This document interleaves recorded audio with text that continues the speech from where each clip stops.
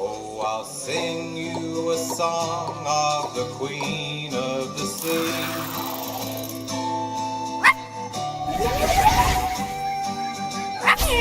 Of when I first met her and when she first met me.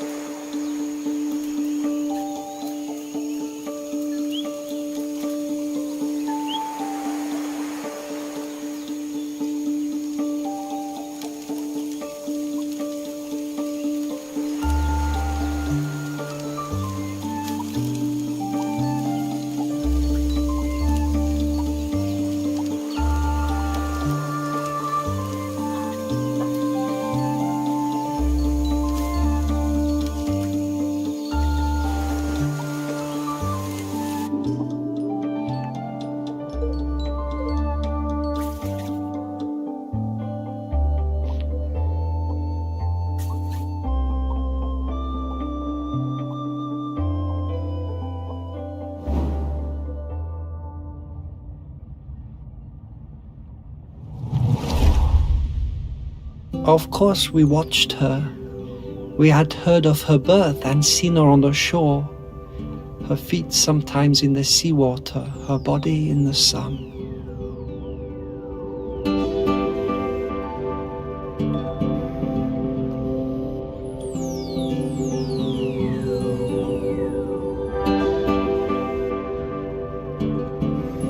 We did not show ourselves at first. As a test, we left the mirror on the black shore, born of the volcano on the same day as her, and waited to see what would happen, to see if it called to her.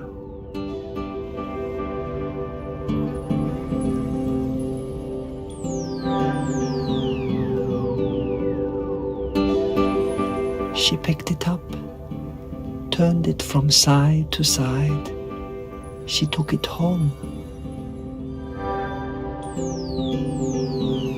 The next time I saw her, I introduced myself. We sang together, and I showed her how the mirror worked. How if you emptied your mind and thought of air and light and sea, you would see things in its surface. How things would unfurl in the future. Aggie was better at mirror gazing than any of us sea folk. She saw a girl, her own daughter not yet born, as leader of the dry folk. I told Aggie to keep on gazing into that mirror, that one day the island would need something more than a leader.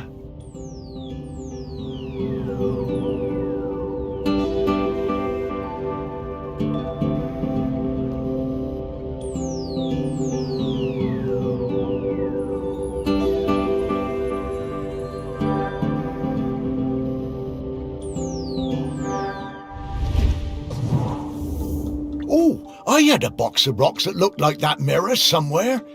Where did I put it?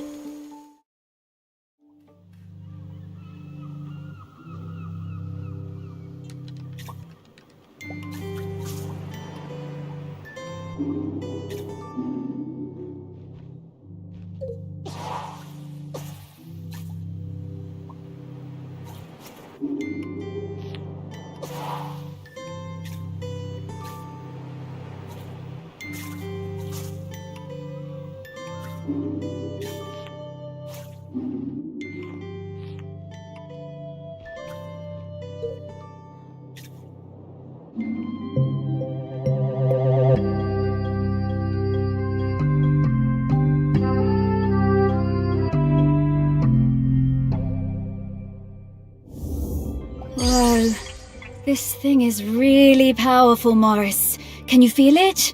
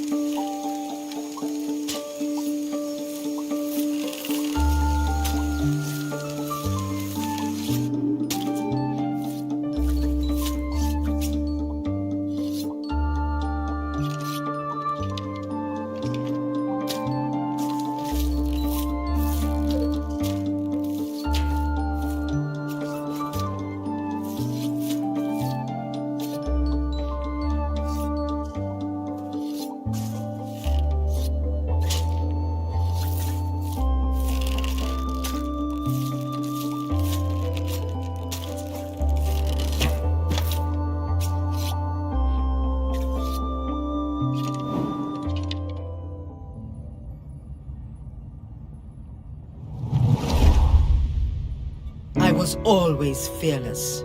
My mother Aggie told me there was nothing I couldn't do. With Otsul and without, I hunted the deer in the woods and the hares on the mountain, all before I had taken my first lover.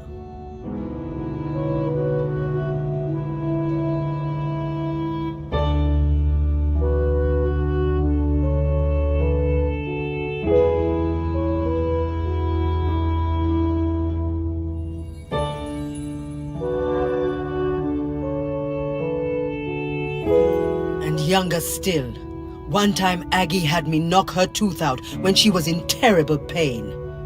I didn't mind even when the blood poured out. It was easy for me.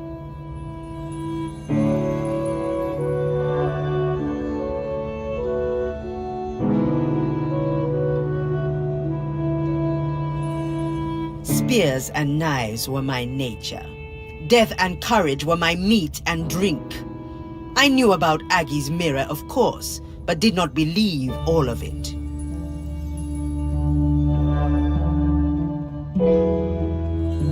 When Aggie warned us the Mauler was sick and there would be fewer calves for the following years, none of us listened. It was to be my first cull. I wanted their blood. It was my nature. We would not take less of the Mauler just because an old woman told us to.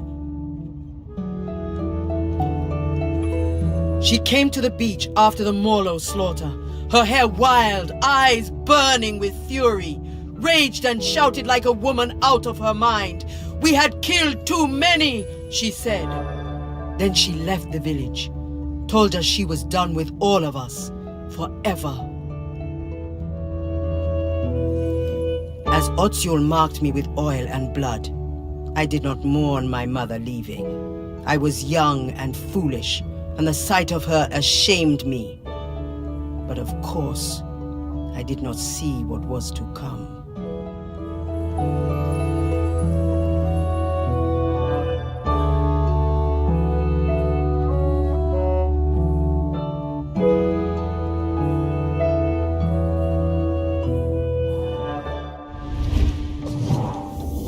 To think that they were still having the same arguments about the Morlo way back in the Bronze Age. Aggie must have sensed the trouble ahead.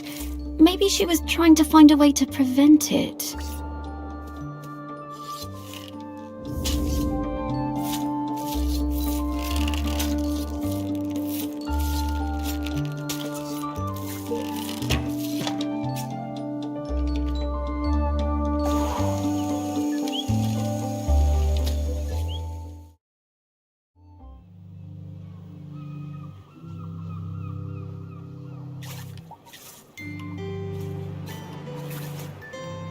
In the soft heart, left land. When the queen of the sea made me first a man.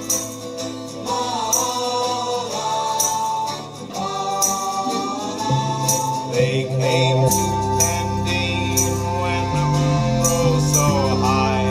They came up the beach, all ready to die. What a beautiful object. Delighted to have it in our museum. Welcome the Mauler.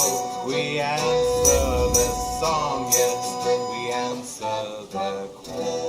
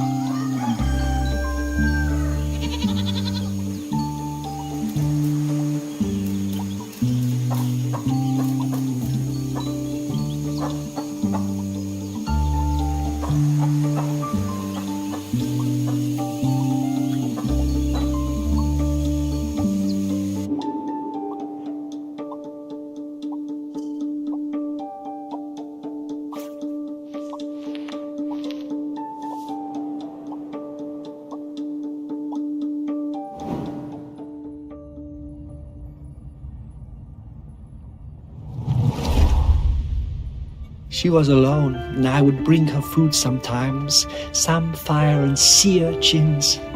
She would make dry food and we would eat it together. Textures unlike any we knew that broke apart in your hands and in your mouth.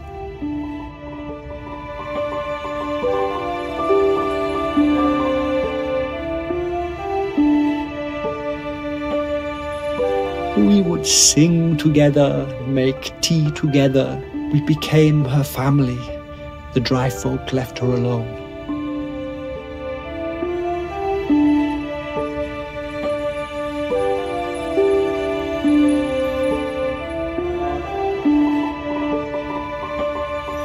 She had a companion for a few seasons, a hind who came down from the mountain and slept at her fire. And then, for a few more, a golden hare that ate from her hand.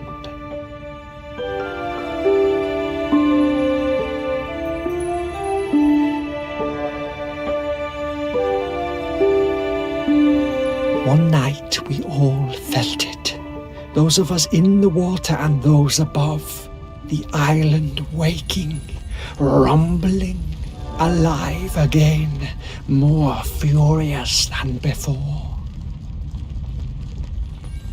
I found Aggie awake, tending her fire, unsleeping, unresting, staring into her mirror. She told me she'd seen the island sinking into orange fire and boiling sea, lost forever above and below.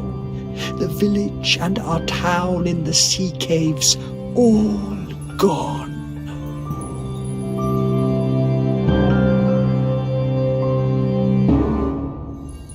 Aggie went to the shore and blew the sinistral shell, calling our people up from the water.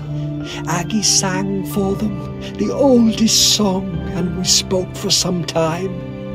That night, the sea and sky was all the same color, a deep grey blue like a mackerel's back without the glitter.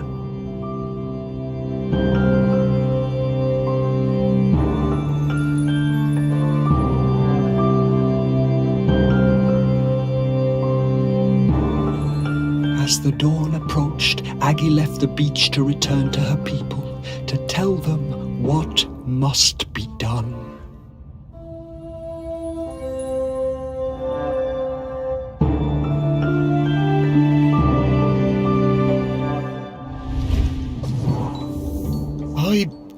I'm not sure I want to see what happens next. We have to, Morris.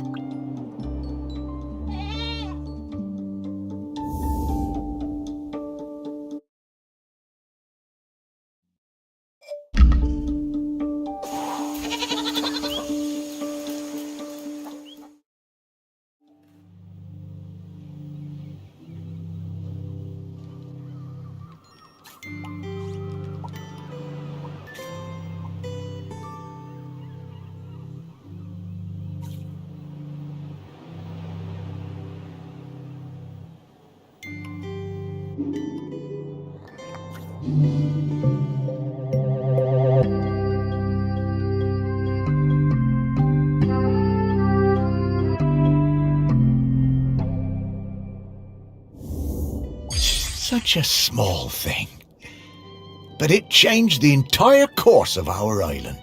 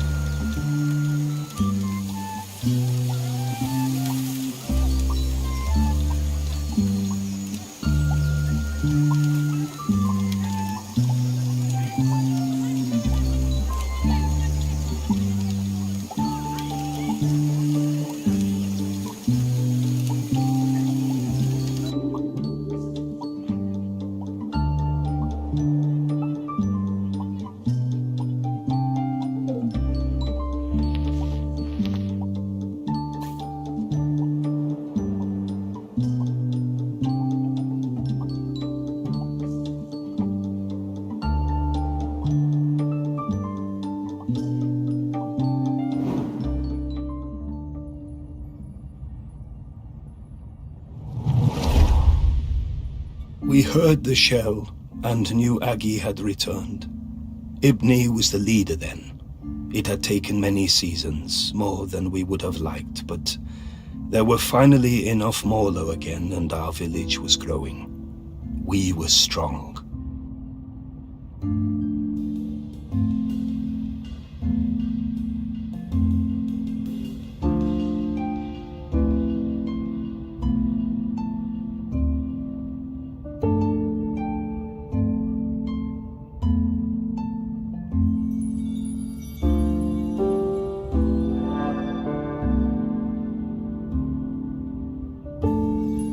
Some of the younger ones didn't know Aggie and didn't want to hear her, called her a moon-shotten crone, but Ibni looked in her mother's face and saw the truth of it. The end would come. The earth was growling again. There would be hot rivers of death and clouds of poison.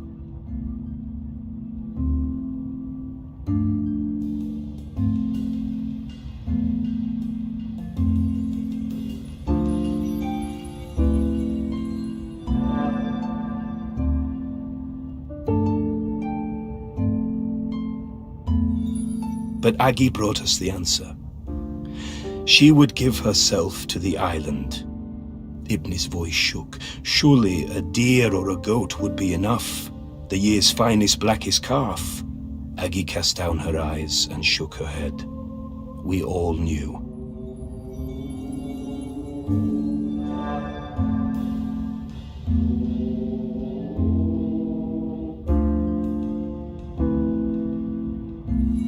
I offered my blade, but Aggie turned me away. She took her knife that had cut her own cord the night the volcano last erupted and wrapped Ibni's fingers tight around the bone hilt. "It must be you, Ibni," she said, "and it must be now, before the sun comes up. This day, this morning, or we are all gone. The village, the people, the island."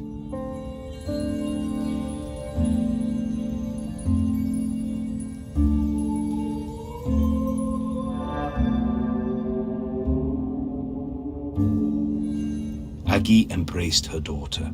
Ibni whispered something, but I could not catch the words. Both women's faces shone with tears. Aggie sat on the ceremonial stone, the tears streaming now from all of us.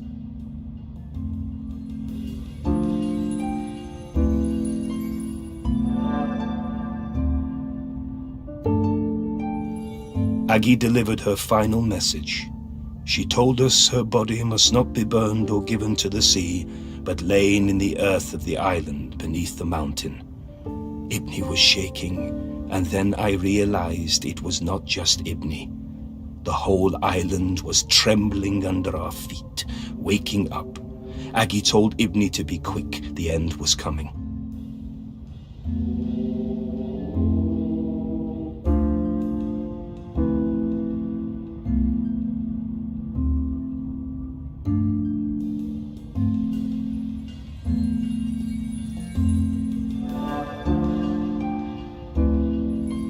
As Aggie took Ibni's hand and guided the knife to her side, we saw the fish folk rising from the sea, hundreds of them, so many.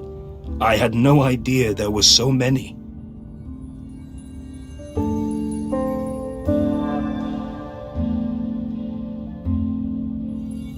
Aggie was quiet the whole time, but Ibni cried out. A sound of longing and hurting from her heart like I had never heard.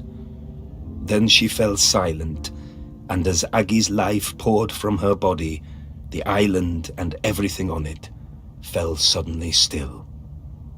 Utterly still.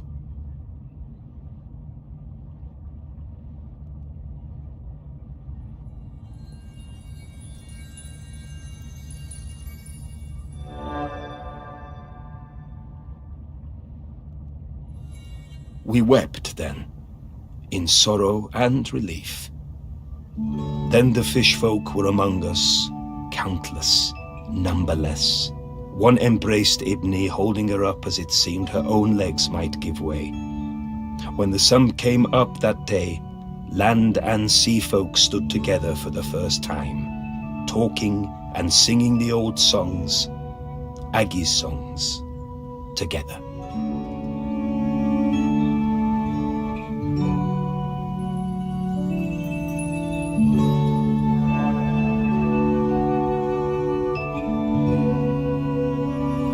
Ibni and the fish folk took Aggie up onto the mountain. They laid her in the peat alongside the knife and all the things she would need on her journey.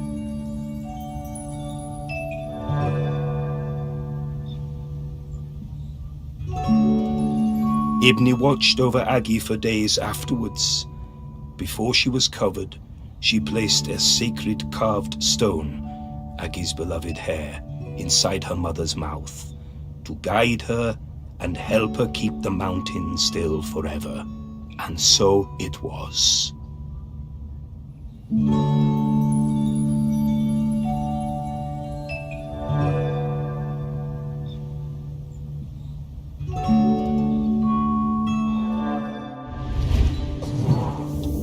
Oh, Aggie. Now that's bravery.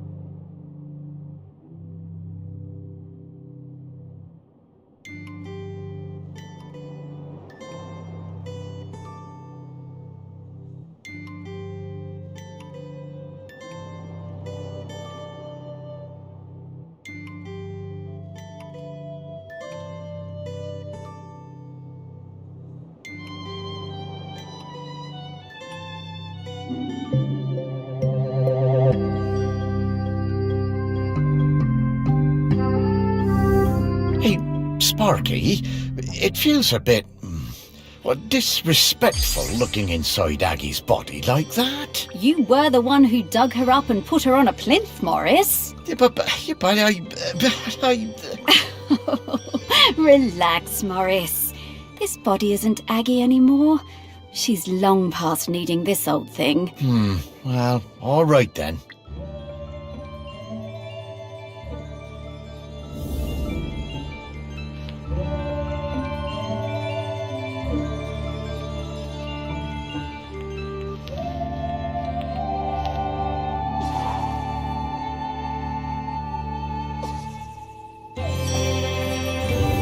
Okay, Morris.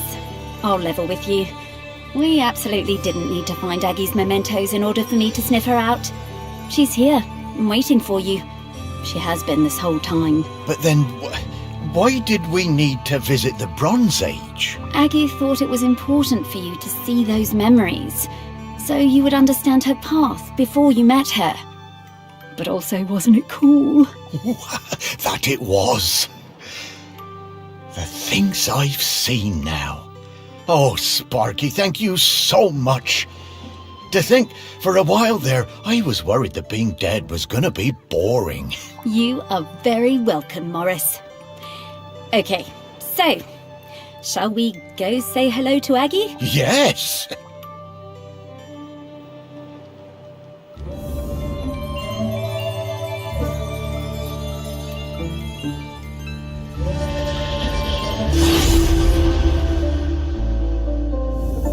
Morris, Sparky, it's so good to see you both. Hey, Aggie. You know me? Of course I do.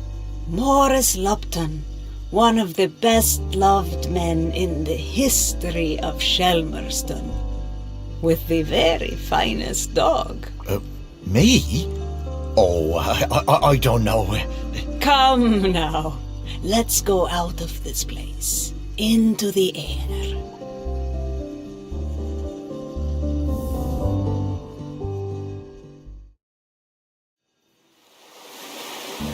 The one part of Shelmerston that looks just the same as the first day I saw it. I suppose it always will. I love this beach. It's always been my favourite beach. I'm gonna go run. Aggie, look at Sparky. She's shining. That's the hope and the joy shining out of her. That's it, isn't it? The point of all of this. It is hope, home. This island, it chose the two of you just as it chose me. And where will you be heading now? Heaven or something? Heaven, what's that? Well, I don't quite know how to explain it. But to me, it would be an awful lot like this beach. I don't know where I'm going, but I'm hoping to see Ibni, my daughter. It's been a very long time, but I remember her. We never forget the ones we love, do we, Morris? No, I don't suppose we do. I think she wants something, Morris. Would you look at that? I just found a tennis ball in my pocket. Here you are, girl.